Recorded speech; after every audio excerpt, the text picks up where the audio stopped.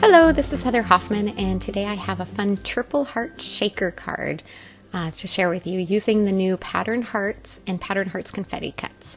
I'm starting off with just the coordinating confetti cuts, and I'm going to die cut the largest heart 3 times from Flamingo, Lime Green, and Sunshine cardstock. I'm going to skip ahead as I do each step 3 times so you don't have to watch it so slow.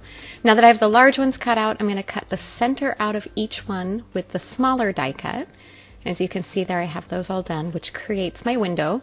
I'm going to keep the insides because I am going to use these for these as well. And then I also need to die cut some acetate to build the shaker. So for each one of these shakers, I need 2 of the large hearts of acetate. So I'm cutting a total of 6 of those. And once I have those all cut out, I'm going to adhere the first acetate window onto those windows, or onto the frames that I have with the hearts.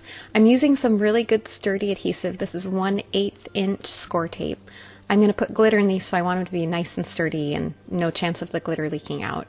And you notice I can kind of form it around the shape of the heart, and then when you press it down, all the bumps disappear. So I've got all 3 of those done, and I'm going to add the foam adhesive, which is going to create the space for the shakers to form.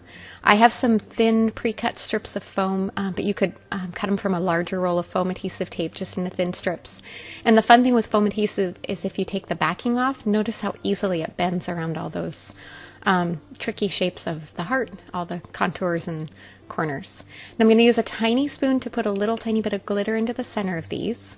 Be really careful because your foam adhesive, the adhesive is exposed. So if you get any glitter on that, nothing's going to stick to it.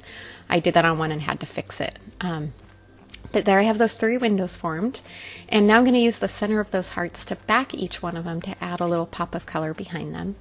I have a plain white card base that I've created using Premier Polar White cardstock. It's a perfect, good, solid, sturdy weight for making card bases. I really love, and I love how pure white and crisp it is.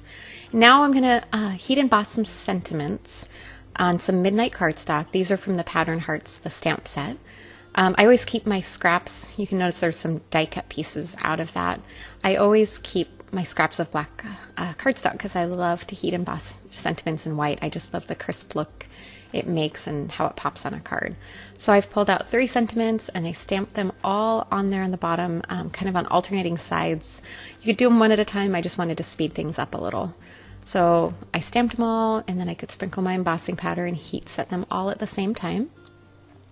And then I'm just going to pull out my paper trimmer to trim them into thin strips, keeping them, you'll see in a minute why I'm leaving the extra there on the sides, because I'm going to kind of attach them sort of like banners across the hearts. And I did it a little bit backwards, and so I had to swap my hearts around because I did 2 facing the other direction than what I thought. All right, so once I have all those in place, now I need to adhere each of the hearts. I'm going to start by attaching the little heart in the back.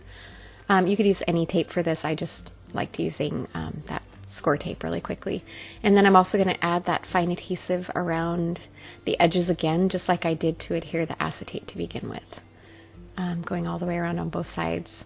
Again, I just want it to be held in place nice and sturdy on my card so I don't have to worry about it falling off.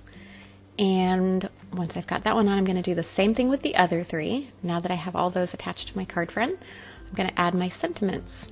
So a little thin strip of tape, and I'm hanging them off the side of the card, and then I will trim them down with my scissors once I have them all in place where I want them. It makes it nice and easy to line up the edges where I want them on the card.